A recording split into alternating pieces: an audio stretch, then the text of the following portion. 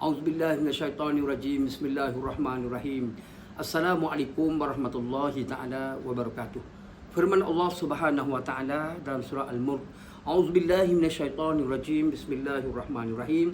Allazi khalaqal mauta wal hayata liyabluwakum ayyukum ahsanu amala. Di mana yang bermaksud sesungguhnya Allah menjadikan kehidupan manusia itu mati dan hidup di kalangan kamu adalah untuk menguji siapakah di kalangan kamu yang lebih baik amalannya di sisi Allah Subhanahu wa taala. Sesungguhnya kita hidup di dunia ini menghadapi berbagai ujian, menghadapi berbagai ujian dalam berbagai ujian daripada Allah Subhanahu wa taala. Jadi hidup di dunia ini umpama nelayan pergi ke lautan. Kalau kita umpamakan dia sebagai nelayan pergi ke lautan. Jadi seseorang nelayan pergi ke lautan untuk mencari ikan.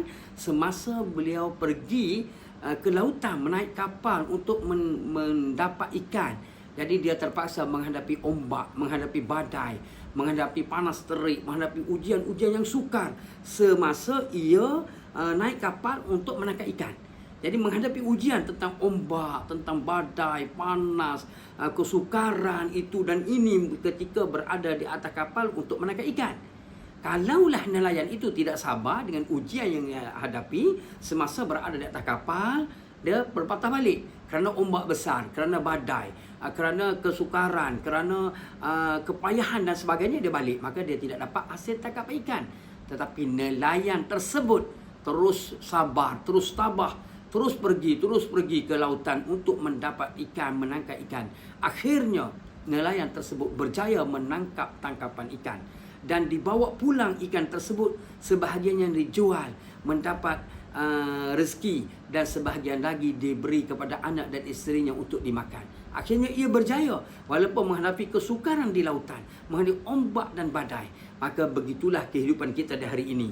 Kita menghadapi berbagai ujian, daripada kemiskinan, daripada tidak ada uang, daripada kematian orang yang kita tersayang, daripada kita difitnah, kita dizalimi, kita menghadapi berbagai-bagai kepayahan dalam kehidupan. Tapi kita tetap sabar dan bersangka baik kepada Allah Subhanahu wa taala.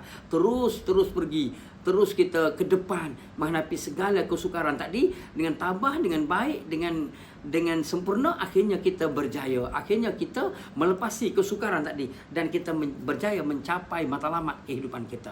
Maka begitulah pentingnya kesabaran. Jadi pentingnya kita hidup di dunia ini, kita menghadapi ujian dan kita anggap ujian itu sebagai satu latihan dan percubaan daripada Allah Subhanahu wa taala kepada manusia. Kalau kita lihat dalam surah yang saya baca di awal tadi, Allazi khalaqal mauta wal hayata liyabluwakum ayyukum ahsanu amala.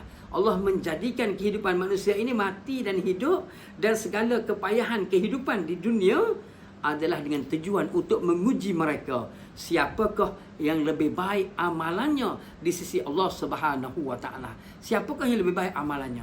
Jadi Allah nak menguji kita, siapa yang lebih baik maka dia berjaya, dia melepasi.